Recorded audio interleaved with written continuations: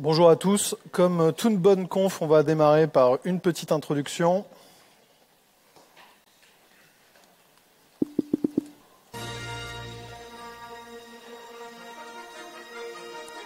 Vas-y, il faut qu'ils nous entendent à côté.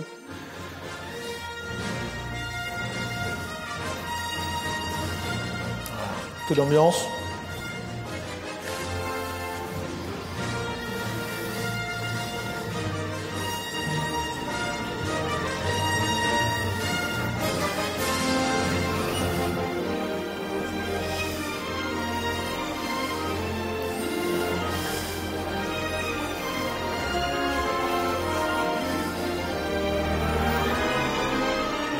Voilà.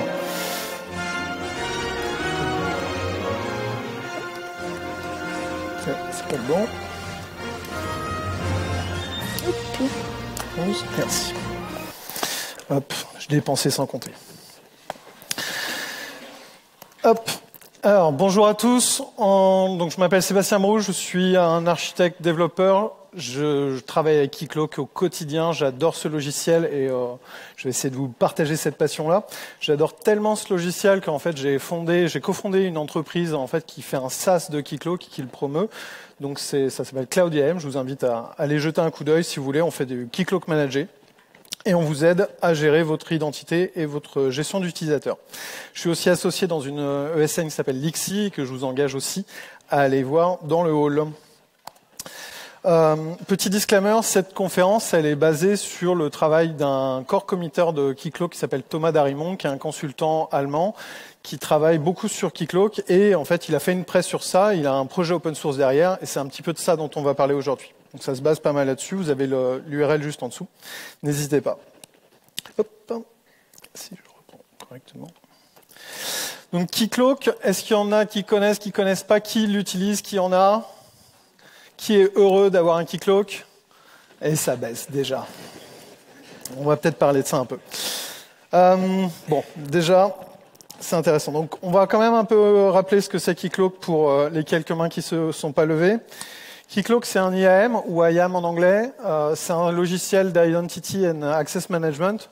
L'idée derrière Keycloak, en fait, c'est d'avoir une brique logicielle qui va vous permettre de centraliser au sein d'un même endroit, d'une même source de vérité, toutes les identités de vos utilisateurs et tous les flux et toutes les ressources techniques qui vont nécessiter l'authentification, les mots de passe, comment on gère les mots de passe, le cycle de vie de toute l'authentification au sein d'un même endroit.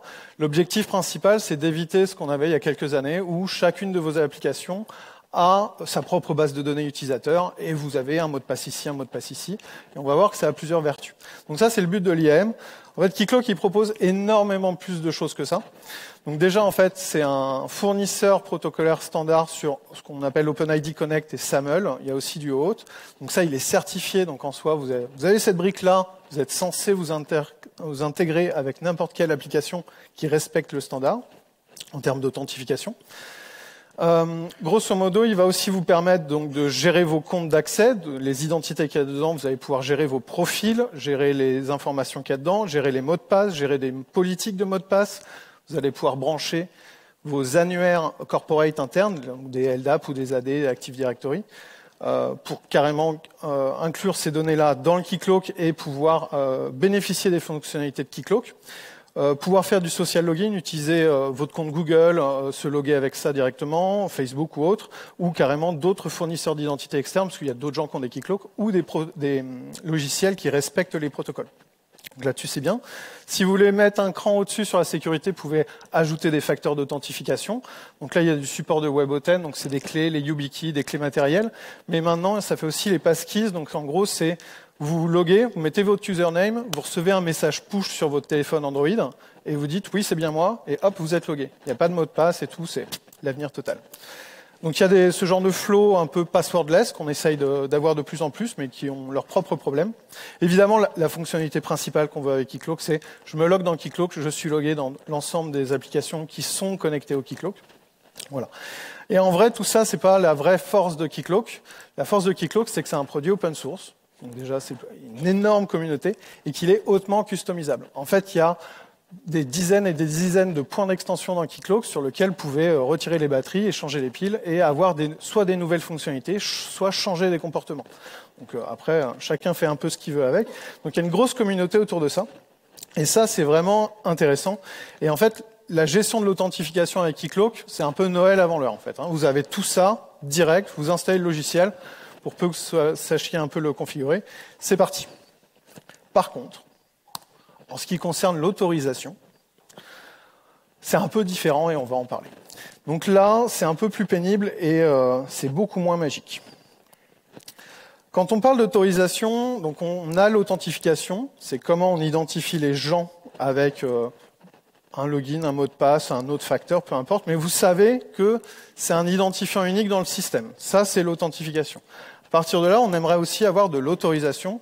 Donc c'est ce qu'un utilisateur aura le droit de faire ou d'accéder à partir une fois qu'il est authentifié. 90% des cas d'usage qu'on rencontre en fait dans les discussions en consulting ou autre, c'est de la restriction d'accès. Et ce que les gens veulent, c'est j'aimerais bien faire que tel utilisateur il puisse accéder et pas les autres. C'est à peu près le cas d'usage. Après, il y en a beaucoup d'autres qui arrivent derrière, mais la majorité, c'est de la restriction d'accès applicative. Il y a plusieurs manières de faire de l'autorisation dans Keycloak.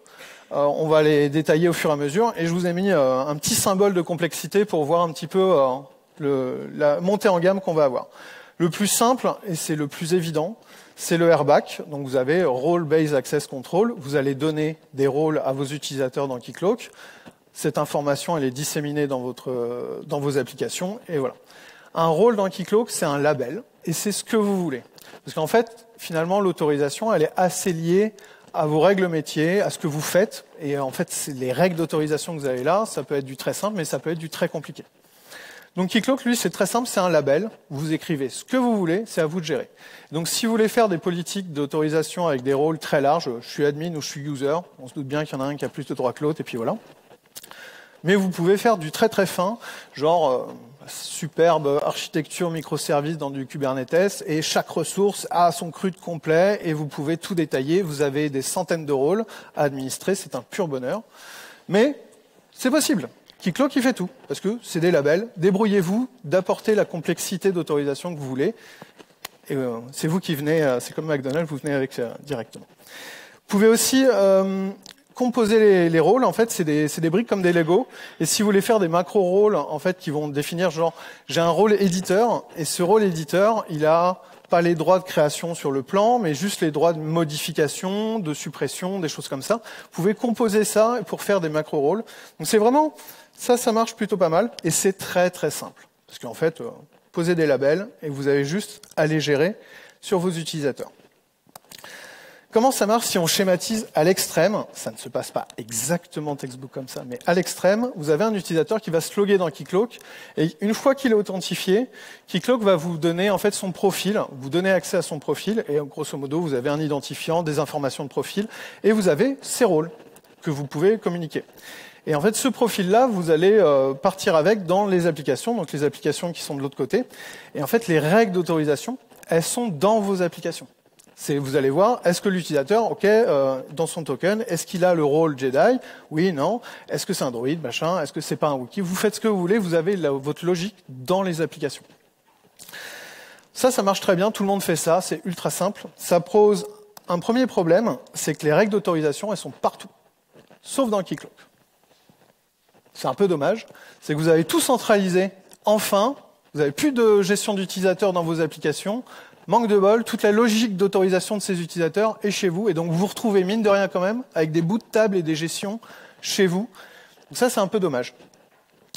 On aimerait bien que ce soit centralisé dans Keycloak, en fait. C'est un bon endroit pour le faire. Le deuxième problème du RBAC, en fait, en mode nominal, c'est qu'en fait, ça arrive après l'authentification. Un utilisateur qui se connecte à Keycloak, en fait, s'il fournit son login mot de passe, s'il est authentifié, Keycloak, il dit « Ok, c'est bon, c'est bien toi, vas-y ». Et le problème de ça, c'est que vous avez une authentification réussie. Et quand vous allez sur l'application, si vous n'avez pas le droit d'accès à l'application, paf, écran rouge, forbidden, vous n'avez pas le droit, contactez un administrateur. En termes d'UX, c'est vraiment pas terrible. En fait, on aimerait bien que cette information devrait l'avoir bien en amont, et en fait, on voudrait pouvoir la bloquer dès le départ. plutôt qu'il y ait un workflow avec contacter le support, machin, etc. Donc ça, c'est un problème avec le Airback aujourd'hui, sur sa version simple, et on aimerait pouvoir aller mieux. En fait, Keycloak, il a quand même proposé une amélioration de ça, avec des authenticateurs dédiés à l'autorisation et au contrôle d'accès. Un authenticateur dans Keycloak, c'est une brique. Vous pouvez définir en fait vos flows d'authentification. Donc, une fois que vous vous loguez, c'est les différentes étapes qui vont mener à la fin de l'authentification. Et en fait, ces authenticateurs-là, si vous les rajoutez, en fait, ils vont se baser sur des rôles et vous pouvez dire, en gros, c'est une brique toute bête qui vous permet de dire est-ce qu'il a ce rôle-là ou est-ce qu'il n'a pas ce rôle-là. Hop, oui, non. Et en fait, il va gérer l'accès au login. Donc ça, déjà, c'est plutôt cool. Contrôle d'accès au login time, c'est exactement ce qu'on voulait. Alors, manque de bol, il y a un petit problème à ça, c'est que c'est un peu trop simple et vous allez devoir faire ça pour chaque application. Donc en fait, les flows standards qui vous permettent de gérer l'authentique, vous allez vous retrouver à devoir les configurer dans Keycloak pour chaque application, avec des rôles des fois, et alors c'est un peu limité parce que c'est oui ou non, j'ai pas le rôle. Donc si vous voulez faire aller un peu plus loin, c'est plus compliqué. Et l'autre problème, donc ça va faire une masse de configuration sur tout ça. Et c'est un peu ingérable. Et pour les gens qui veulent faire du Keycloak, généralement, ils n'ont pas envie de se palucher l'interface d'admin pendant trop longtemps ou devoir cliquer partout. Et en vrai, il y a un autre problème. Je vous ai mis le lien vers l'issue en cours de discussion depuis des mois et des mois. En fait, si vous faites ça, ça marche. Par contre, si vous utilisez d'un coup un fournisseur d'identité externe pour dire je veux me connecter avec mon compte Google, en fait, le comportement de ce truc-là court-circuite intégralement tous les authentication flows. Donc vous avez mis une sécurité, puis un jour vous dites oh j'ai un super partenaire, il veut se connecter avec son propre AD, hop, terminé, vous n'avez plus de sécurité. Donc c'est un peu dommageable. Ils sont en train d'en discuter, mais c'est pas résolu. Donc c'est bien, mais pas top. Il y a une troisième version pour faire de l'autorisation dans Keycloak, c'est les permissions à l'admin. C'est une feature que vous pouvez activer au démarrage. Ça vous permet en fait de contrôler l'accès aux ressources du royaume, donc les utilisateurs, les rôles, les clients, les applications. C'est basé sur le service d'autorisation qu'on va voir juste après. Grosso modo, ça vous permet de faire des scénarios de gouvernance d'utilisateurs. Alors j'entends par là qu'il y a certains moments, vu que vous avez centralisé vos utilisateurs, vous allez vouloir faire de la délégation de gouvernance. C'est-à-dire qu'en gros, le scénario, c'est je voudrais que certains utilisateurs dans un groupe admin puissent modifier, gérer ou faire des actions sur un sous-ensemble d'utilisateurs d'un autre groupe. Et cette liaison-là, en fait, elle est possible grâce à la feature des Fine Grade Permission, parce que vous allez pouvoir faire ça, mais pas sur tous les utilisateurs. On ne veut pas donner tout l'accès à tout le royaume, mais juste à un sous-ensemble. Donc ça marche. C'est infernal à configurer. Je ne souhaiterais ça à personne. En vrai, c'est quand même très, très, très compliqué. Il y a des écrans partout et la complexité vient aussi de l'interface d'administration de Keycloak. Donc ça marche, mais c'est pareil. C'est pas parce que c'est là qu'il va falloir l'utiliser. En fait, ce genre de choses, 90% du temps, vous arrivez à le refaire de votre côté en le construisant vous-même avec vos propres règles. Ça va être limité au bout d'un moment. Donc c'est bien, mais toujours pas top. Et c'est encore pire. La dernière façon, il y a un service d'autorisation en fait. Il y a un module d'autorisation dans Keycloak. Donc on se dit c'est génial, ça gère tout. Alors pas vraiment. Le premier problème de ce module-là, c'est qu'il n'est disponible que sur des clients confidentiels, donc qui vont avoir un client secret, donc vous les déclarez. En gros, c'est que du back-end. Vous pouvez faire de l'autorisation que sur du back-end, et c'est un peu dommage aujourd'hui de ne pas pouvoir gérer ça. Je le gère sur mes API, mais je ne peux pas le gérer sur mes fronts. Il n'y a aucun support pour la restriction d'accès réel. Donc globalement, ça vous permet de faire des cas d'usage ultra avancés, ultra complexes, donc très bien, ça fait tout. Mais ça ne fait pas le scénario le plus simple. Si je prends un exemple en fait de ce que ça permet de faire, c'est la gestion d'un compte bancaire, par exemple. Vous prenez, c'est la même API en fait pour accéder à vos données bancaires, à votre compte. C'est la même API pour tout le monde. Mais il n'y a que vous qui pouvez accéder à cette instance, cette ressource précise de votre compte. Évidemment, il n'y a que vous. Et donc, en gros, comment on gère ça par identifiant de ressources? C'est ce type de service-là qui va permettre de le faire. et d'appliquer des politiques de plus en plus complexes ou pas, où on va pouvoir même envoyer du code, et rajouter des choses en disant, OK, cette ressource, vous en êtes le propriétaire, donc vous allez pouvoir le gérer, mais il y a aussi peut-être votre conseiller qui a accès à un ensemble de ressources en lecture. Voilà. Ce genre de logique-là, c'est exactement ce que le service d'autorisation va permettre de faire. C'est encore pire à configurer. C'est vraiment très très très compliqué et l'interface est vraiment catastrophique. Donc généralement c'est pareil. On va opter pour la version la plus simple qui est le airbag standard. Gérez ça chez vous et on loupe un peu le coche. Les scénarios en fait qu'on va voir, ils sont un peu multiples quand on cherche à faire de l'autorisation. En fait, il y a le role-based access control. Donc vous donnez des rôles à des utilisateurs pour faire quelque chose. Vous pouvez faire la même chose avec des attributs à back. Donc là, il y a même logique, mais sur des attributs des utilisateurs. Des utilisateurs directement, c'est un peu plus restreint comme cas d'usage. Les choses les plus intéressantes, en fait, elles vont venir avec du context-based. Donc là, vous avez des politiques temporelles que vous pouvez faire.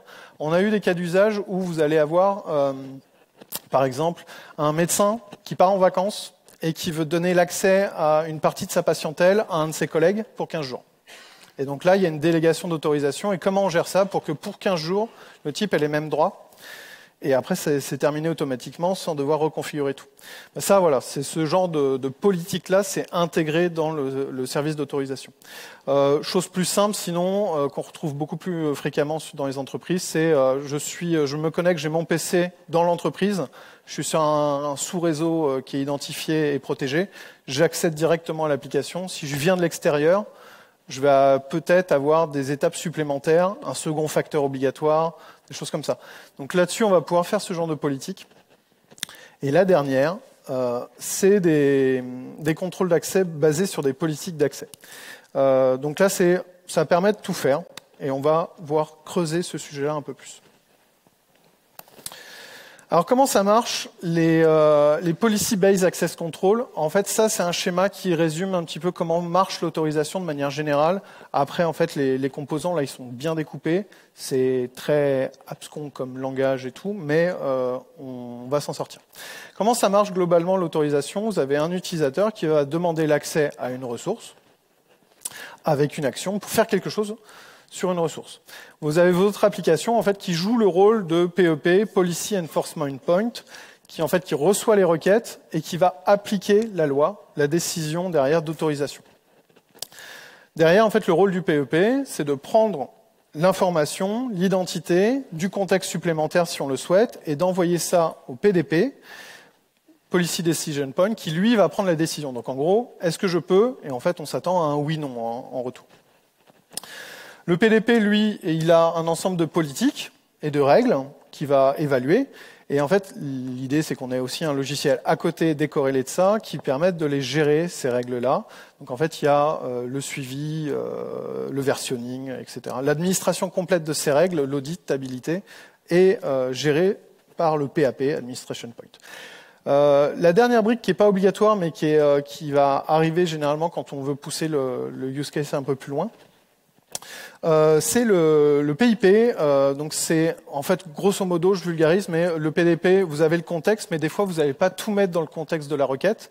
Vous allez chercher de l'information dans une autre base de données, une autre API, pour enrichir le contexte et prendre une décision plus simplement. Donc en gros, généralement, vous avez toujours les informations quelque part. Et à partir de là, donc de tout ça, on évalue les politiques avec les données. Le PDP dit oui, non, et derrière le PEP, votre application, elle laisse l'accès aux ressources ou elle répond à un 403 forbidden. Et ça pour chaque requête. Qu'est-ce qu'on voudrait en fait si on faisait un peu notre système d'autorisation souhaité, voulu? Comment on pourrait améliorer les choses? En fait, on est des développeurs, donc on aimerait bien avoir des politiques codées et pas en mode clicodrome dans une UI qui est détestable. Avoir des règles d'accès qui soient simples d'accès. À partir du moment où c'est du code, on aimerait bien pouvoir les valider, les tester simplement. C'est pourquoi pas un truc de fou. On voudrait pouvoir avoir un cycle de vie de ces politiques parce que, en fait, je vous l'ai dit au début, les politiques d'autorisation, elles sont généralement assez liées à votre besoin, à votre métier. Ça arrive assez rapidement. Donc en fait, elles vont avoir un cycle de vie qui est différent de celui de Keycloak et des données dans Keycloak. Donc on voudrait les gérer à part. On voudrait évidemment pouvoir tracer, auditer, savoir ce qui s'est passé, savoir pourquoi Jean-Michel n'y a plus accès, etc., etc. Donc ça, c'est plutôt pas mal. Et savoir si d'un coup, il n'y a pas quelqu'un qui a commité un hello Yves Sébastien, accès à tout. Voilà. Ça s'est vu, dommage. Donc comment on pourrait faire ça? En fait, il y a un logiciel, il y a un framework qui existe depuis plusieurs années qui s'appelle Open Policy Agent, qui est dans la communauté de la CNCF, la Cloud Native Foundation, et qui permet de faire ça et qui est largement intégré depuis des années dans Kubernetes. Alors, qu'est-ce que c'est? En fait, c'est un moteur de gestion de policy open source, en Go, personne n'est parfait, qui va vous permettre d'évaluer des politiques, de les valider, et d'avoir une approche liée à du code en push ou pull, comme vous voulez. Donc c'est développé par une entreprise, mais derrière, ça a été fourni à la communauté à travers de la CNCF. Donc c'est de la policy as code dans l'idée. Vous n'avez pas de logiciel avec... vous pouvez acheter derrière des outils, évidemment, comme c'est open source, qui sont construits pour avoir ça de manière graphique. Mais globalement, vous allez envoyer du code et pouvoir gérer les choses relativement simplement. Comme c'est du code source, d'un coup, vous déverrouillez l'ensemble des possibilités, c'est-à-dire que vos politiques sont versionnables, elles sont améliorables in-tab, vous pouvez les reformater, les refactorer, les tester unitairement, les auditer, parce qu'en fait, vous allez avoir l'idée, c'est d'avoir une approche GitOps, donc je commit, puis derrière, en fait, ça versionne, j'ai tout mon pipeline de delivery, pouf, c'est poussé, j'ai des pull requests, j'ai de la review de politique, etc.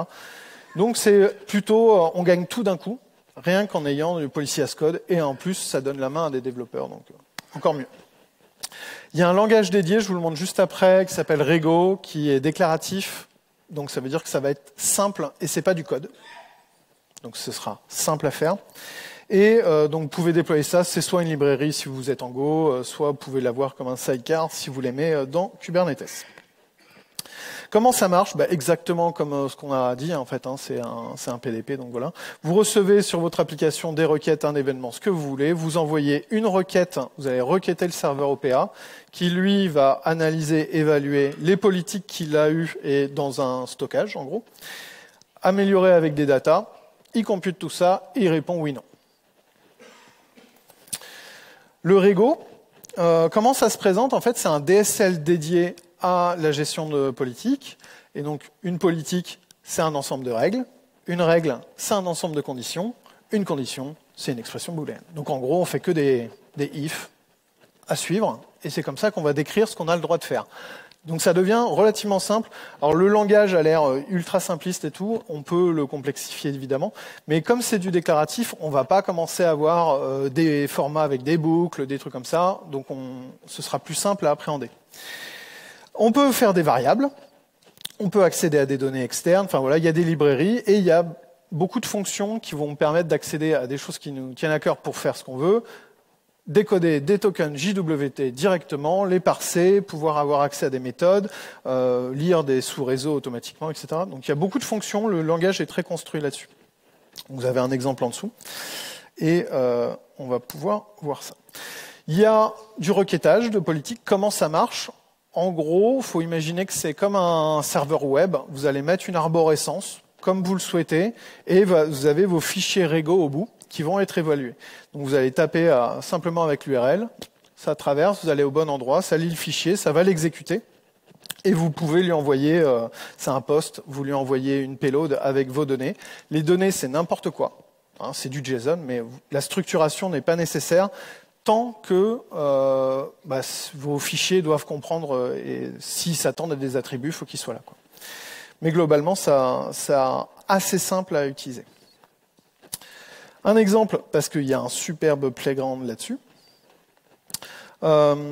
Là-dessus, donc voilà, ça c'est un exemple de fichier Rego et vous avez un playground pour le tester, donc voilà, pour montrer à quel point c'est facile à faire. Grosso modo, vous avez des packages pour avoir donc un espace de nommage qui va correspondre un petit peu à votre arborescence. Vous pouvez importer des fonctions externes.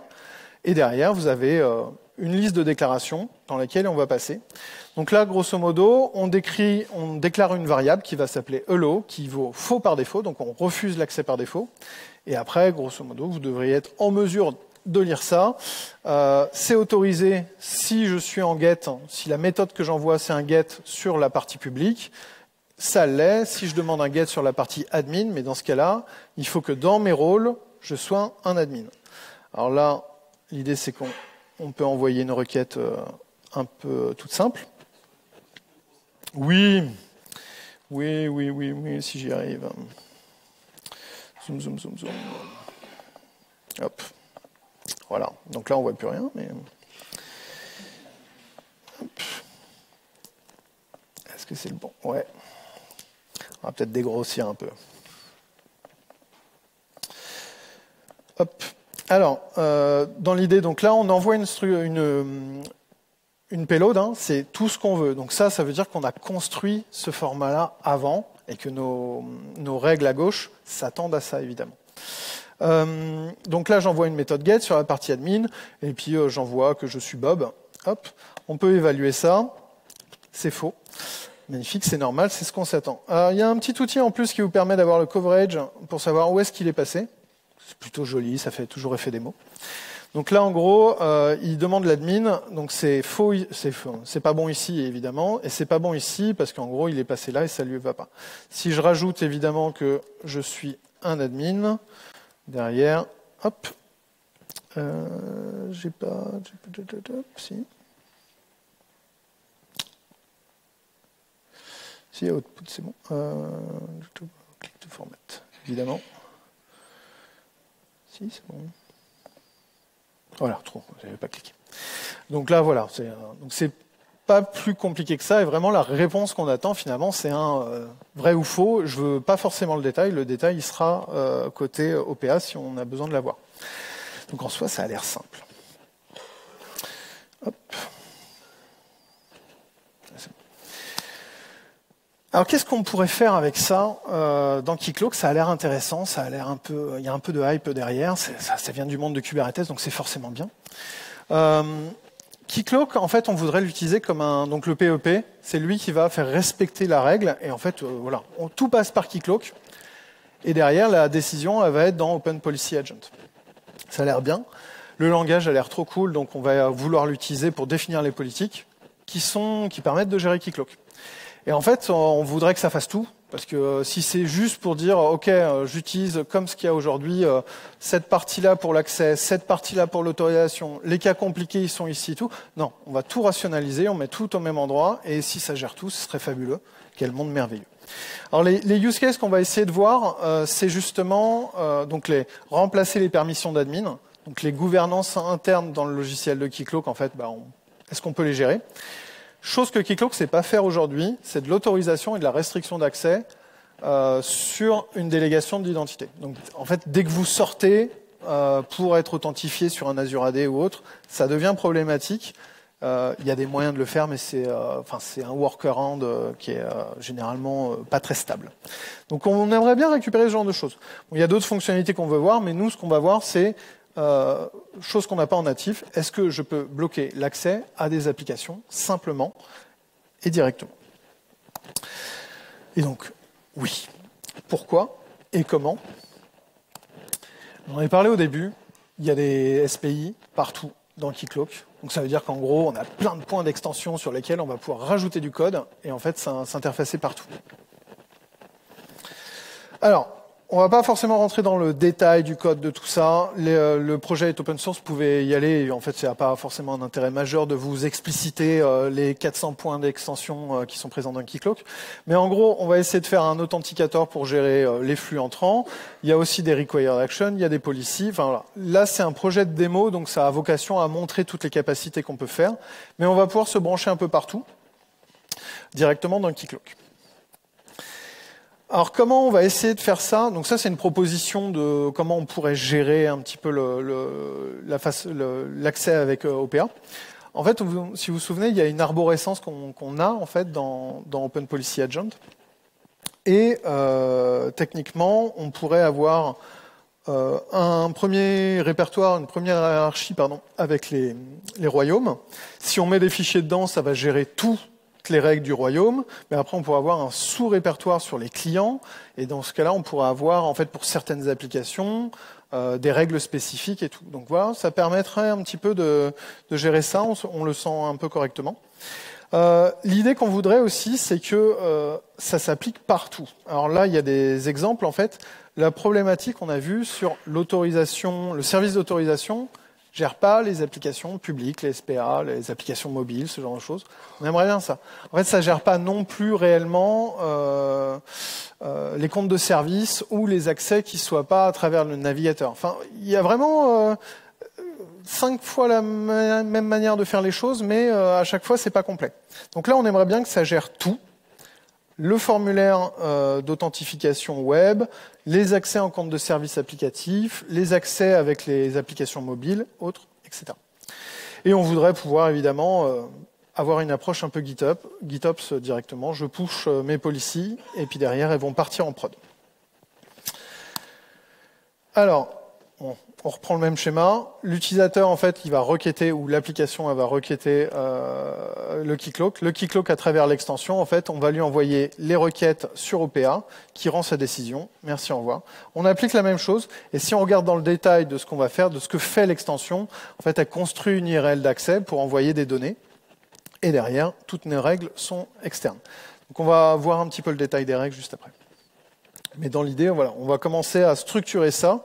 Et c'est un peu le seul travail de l'extension, c'est de structurer cette URL. C'est parti. J'attends la fin quand même. Non, voilà. Alors, pour l'effet démo.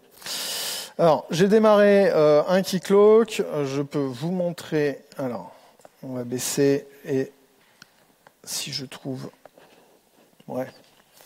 Si je trouve le zoom. Attendez que je vais pas faire ça. Voilà. Hop. On va essayer. Hop. 125. 125. Je vais y arriver. Ça passe comme ça au fond? Top. Alors, dans l'idée, c'est pour ça qu'on ne va pas tout détailler. En fait, il y a des extensions un peu partout, mais techniquement, il n'y a rien de très compliqué sur ce que ça fait directement. Le Docker Compose, donc c'est un Docker Compose évidemment, c'est un Keycloak, tout ce qu'il y a de plus bête, avec quelques fonctionnalités activées pour des logs, des choses comme ça, et donner de la conf par défaut, que l'extension soit plus simple, et elle charge le code de l'extension. Il y a un serveur OPA, si vous voulez voir comment ça marche, en fait, il y a un conteneur et il est en watch sur le répertoire des policies. Et donc techniquement, on charge ce répertoire-là. Là, il y a alors c'est comme Thomas Darimon, il le fait très bien. Il y a un chargeur de configuration des royaumes pour éviter de se taper un quart d'heure de configuration à la main. Et un serveur mail si après il y a des cas d'usage supplémentaires. Donc le projet est très bien fait, ça reste un projet de démo, mais ça donne l'idée. Si on regarde un petit peu les politiques qu'on a mis en place, alors on va les détailler au fur et à mesure.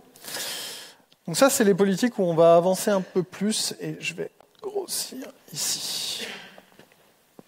Sur des choses qu'on peut commencer à faire. Pareil, il y a un package, ça c'est pour dire qu'on utilise la nouvelle version. On a une librairie, je vous le montre juste après, et pareil. On définit une variable à faux, et derrière, on va commencer à mettre toutes nos applications, toutes les règles pour toutes nos applications. Donc là, on a défini plusieurs. Donc celle-ci, il faut un client role access, etc.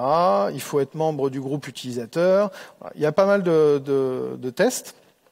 Là, il y a est-ce que je me connecte depuis un réseau autorisé.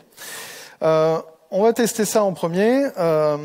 Là, l'idée, c'est que donc là, on va se connecter à l'application qui est interne à Keycloak, c'est la Account Console, donc c'est le truc qui vous permet de gérer vos attributs et votre profil utilisateur interne. Et on va dire qu'il faut un rôle pour y accéder. Évidemment. Hop. On va commencer là-dessus. Hop. Donc là, j'ai déjà l'URL, histoire de ne pas vous embêter avec ça. Ça marche, c'est normal, je n'ai rien fait, ce n'est pas activé, c'est le comportement par défaut. Donc là, on a accès à ça, c'est le comportement par défaut de Keycloak, et ça, c'est une application SPA, donc c'est une application publique. Donc là, on va commencer à voir comment on peut s'en sortir en configurant ça. Donc la première possibilité, c'est ce qu'on avait fait avec les authenticateurs. En fait, je vais faire un flow d'authentification qui fait le truc standard, c'est-à-dire login, password, etc. Et je rajoute une étape à la fin qui est obligatoire, qui est je voudrais je voudrais accéder et demander l'autorisation au travers d'Open Policy Agent. Alors, ce qu'on va faire, c'est que on va relier ça au flow. Top, il est bien là. Et donc maintenant, si hop, je recharge, si je me log, j'ai pas le droit. C'est une SPA, c'est strictement impossible à faire avec Keycloak, normalement. Donc là-dessus, ça marche. En fait, on a une étape qui nous force. Grosso modo, en fait, on vient de reproduire la même chose qu'avec les authenticateurs existants. Donc, on aimerait aller un peu plus loin, parce qu'on a toujours le problème de se dire que ça, même si c'est plus simple, on va devoir modifier tous nos flux. En fait, il y a un autre élément. Hop, je vais reblinder le flow nominal. Donc ça, c'est celui qui n'a pas OPA. Il y a un autre élément en fait qui s'appelle les required actions dans Keycloak et qui passe après l'authentification et qui vous force à faire quelque chose. En fait, c'est très utile parce que vous allez pouvoir configurer un second facteur, forcer la modification d'un mot de passe au premier login, ce genre de choses, modifier le profil si vous avez des informations en trop. Mais en fait, pourquoi pas forcer pour tout le monde d'un coup, quoi. Donc là, j'active par défaut une option obligatoire qui fait que pour le login de tous mes utilisateurs du royaume, en fait, je renvoie vers la politique d'autorisation. Et là, d'un coup, j'ai le flow standard. C'est-à-dire qu'il n'y a rien, j'ai plus la customisation supplémentaire que je dois apporter. En fait, j'ai rien. Donc là, on va y retourner. Hop. Et j'ai mon utilisateur. Hop. Je suis toujours bloqué.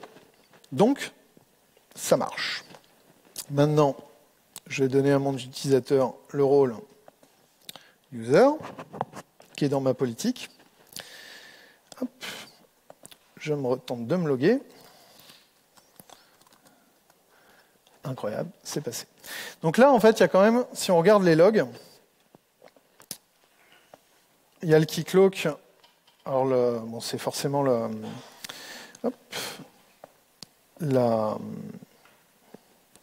l'extension crash des logs exprès pour montrer le côté. Mais en gros, à chaque fois en fait qu'on a requêté ça, on a envoyé un ensemble d'informations de contexte à OPA qui a pris sa décision avec le fichier que vous avez vu. Et derrière, on peut voir et on peut envoyer un peu tout ce qu'on veut. Là, on est dans du code, donc on va pouvoir augmenter ça au fur et à mesure. Donc les attributs, les emails, dans quel royaume je suis, quelle application, etc. C'est plutôt très très intéressant. Et là, encore une fois, on vient de faire du contrôle d'accès sur une SPA, ce qui est juste pas possible normalement. Et on peut aller un peu plus loin. Là, c'est juste du contrôle d'accès. Mais voilà. Et si je change mes règles d'accès dans OPA, j'ai pas touché à Keycloak et je change les règles d'accès de tout mon SI. Donc c'est quand même plutôt pas mal. Hop. Il y a d'autres cas d'usage. Donc là, en fait, on pourrait voir avec les groupes et tout le reste. Là, on a le côté navigateur, le formulaire. Bon, c'est sympa. On a vu que, en fait, j'active un truc une fois et c'est pareil pour tout le monde. En fait, comment est-ce qu'on pourrait le faire sur les accès via des curls, via des API? Ça, c'est quelque chose qui est beaucoup plus compliqué à faire. Et on n'a pas accès à ces authenticateurs-là dans cette partie-là précisément. Donc là, il y a les deux cas qui sont je me connecte par API directement en Direct Grant avec mon propre mot de passe. Donc pour des applications peut-être mobiles ou autres ou legacy, c'est pas bien de le faire, mais bref, c'est possible. Ou alors le deuxième là, c'est je connecte avec un compte de service applicatif. Donc c'est une application qui va se connecter à Keycloak pour faire des actions. Il y a ces deux cas-là.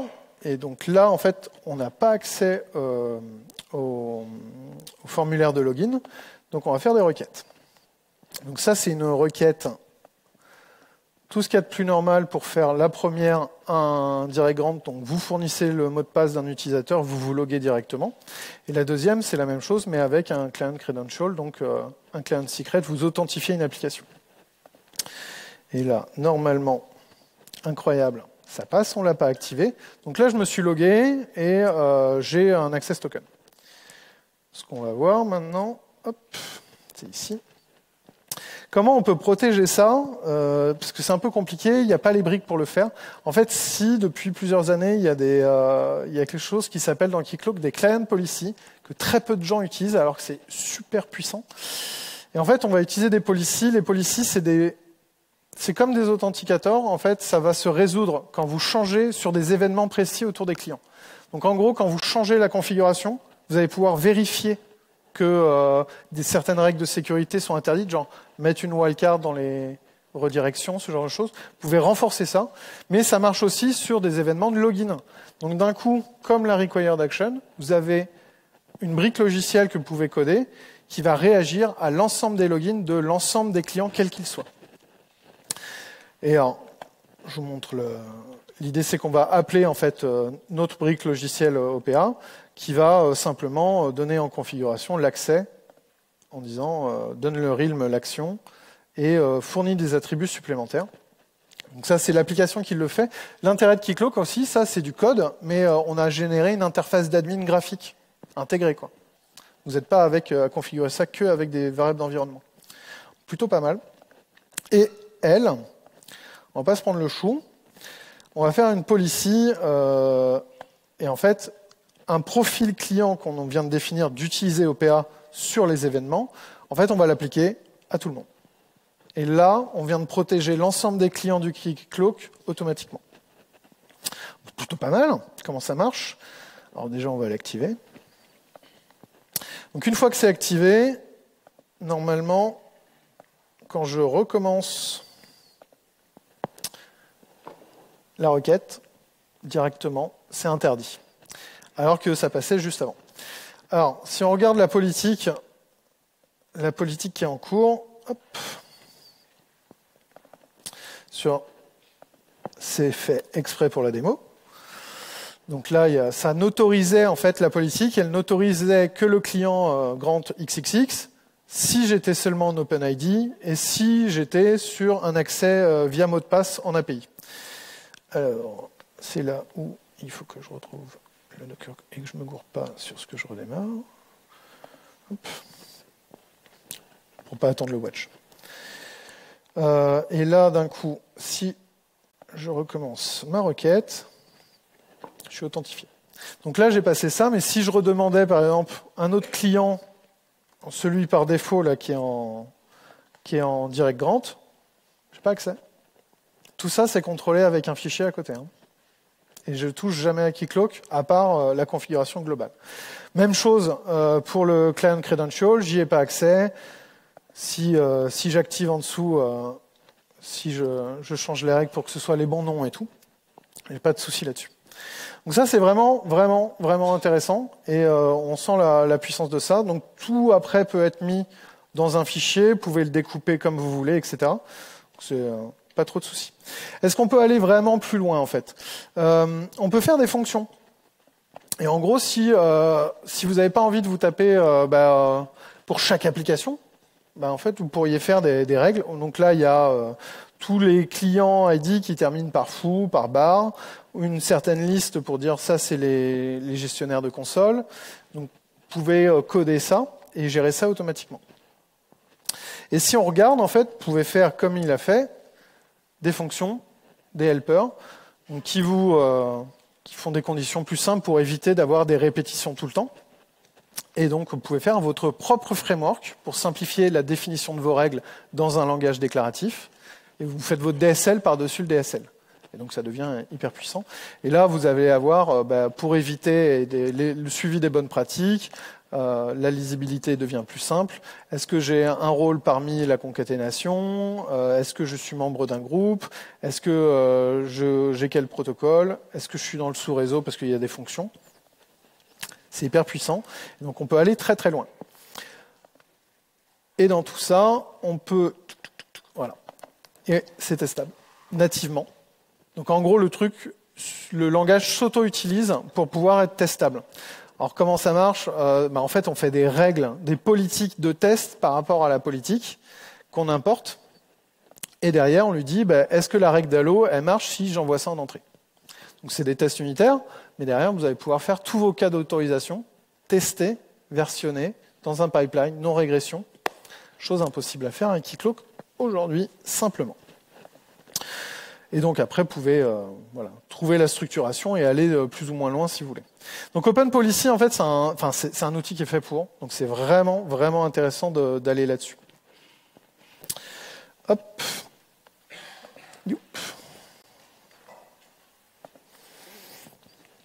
Alors je vous passe mes slides si la démo ne marchait pas ou si j'ai un problème. Mais globalement, on envoie, voilà, ça c'est les requêtes que en fait, l'extension va construire, mais vous envoyez ce que vous voulez. Le seul truc qui est obligatoire, c'est le champ input en haut, et après vous envoyez un ensemble d'informations. La réponse, c'est toujours la même, c'est le résultat vrai ou faux. Et donc vous pouvez avoir les required actions, des policies, modifier à tous les endroits que vous voulez. L'extension est déjà stable et elle fonctionne. Hein. Enfin, donc ça reste un projet de démo, mais vous pouvez l'utiliser. Et donc c'est testable avec des données automatisables dans une CI, et donc tout ça c'est plutôt pas mal.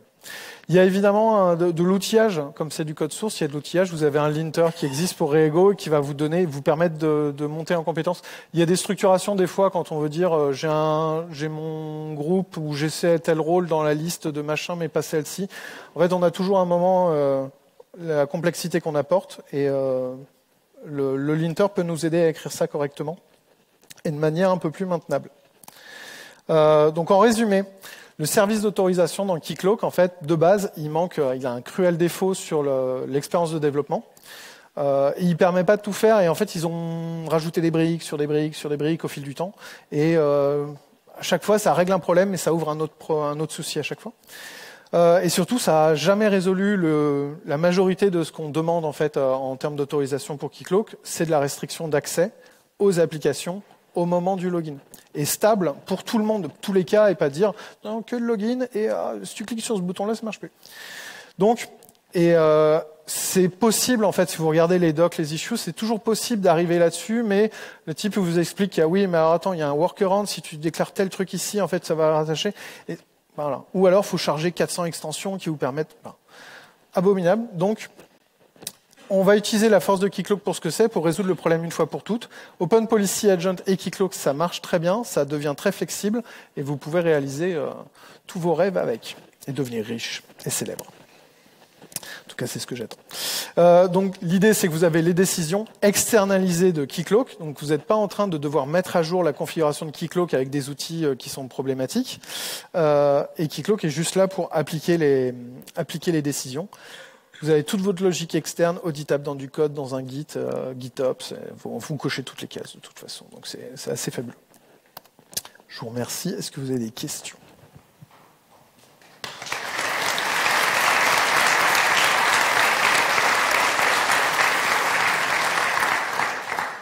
Yes. Bonjour. Bonjour. En fait, j'ai deux remarques et une question. Donc la première remarque, c'est que ce que j'ai l'impression, c'est que OPA, qui suit aucune spécification, en fait, c'est la réinvention de XACML. Donc déjà, mais pour Kubernetes. Donc, ouais. D'accord. Donc c'est la réinvention. C'est mieux tout de suite. Oui, oui. Et donc du coup, c'est XACML. C'est ça.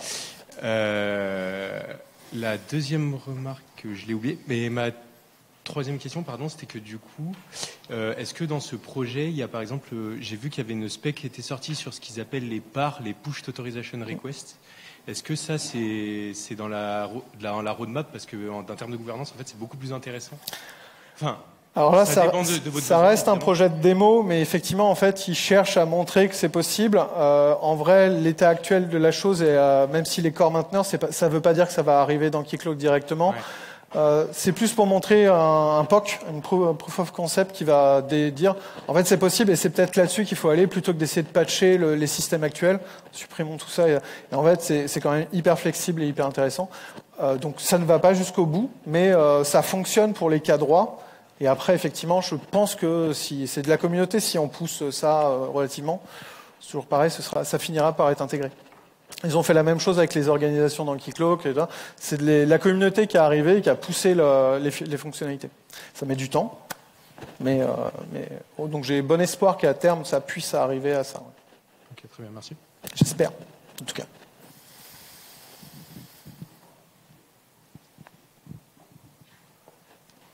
Yes. Merci pour la présentation déjà. Alors je vais sortir un peu du contexte Keycloak plus OPA pour juste OPA. En fait, je me demandais à quel point on réussissait vraiment à décorréler le payload, hein, parce qu'en fait l'idée d'OPA c'est surtout d'avoir vraiment tout pour estimer si on peut autoriser et que, en tout cas, alors je vais dire l'API, parce que c'est plus le contexte auquel je pense, est complètement décorrélé des statuts, enfin des autorisations. Est-ce qu'au final, on réussit quand même à pouvoir, enfin, à ne pas tout mettre comme données dans le payload, et comment on peut réussir à s'en tirer pour que ça marche? Alors c'est sûr que c'est peut-être des cas un peu particuliers, mais... Non, c'est pas forcément des cas particuliers. En fait, l'idée, c'est qu'on va effectivement, au lieu de se dire il faut que j'ai de la donnée dans l'application pour faire mes règles, je reprends le cas du compte bancaire, la liaison, machin, mais ça veut dire que j'ai aussi accès Enfin, l'application, elle a besoin de faire tout ça si elle doit pouvoir faire la décision. Là, l'idée, c'est qu'effectivement, vous allez devoir mettre un framework dédié qui va appeler Keycloak avec une requête particulière et qui va, en gros, pour chaque demande, va lui dire est-ce que j'ai le droit? Oui, non. Il répond oui, non. Ce qui se passe derrière ne regarde pas l'application. Donc, vous retirez beaucoup de logique de votre code déjà et vous déléguez ça à d'autres gens. En soi, c'est toujours mieux de déléguer. L'idée derrière, c'est qu'on va arriver à faire ça. Et par contre, ouais, la logique, elle va sortir. Et c'est là où on va avoir des briques, les PIP. On va... Plutôt que de devoir brancher... Enfin, je prends le cas, on a eu ça récemment où on se disait comment on fait, et la personne disait non, mais il faut que l'information soit dans le contexte, donc je vais rajouter l'information dans Keycloak. Non. On sort, on touche pas à Keycloak. Keycloak, il a l'information de l'identité que vous souhaitez, mais plutôt que de devoir rajouter de la gouvernance de données dans Keycloak, qui va devoir rajouter de la configuration pour dire telle application n'a pas besoin de cette donnée. Voilà, il faut faire très attention à ce qu'on met dans Keycloak. Et en fait, on va dire que le OPA, il va aller taper une base de données ou une API externe qui va ressortir cette information, enrichir le contexte. Et en fait, ça devient vachement plus simple d'un coup. Ok.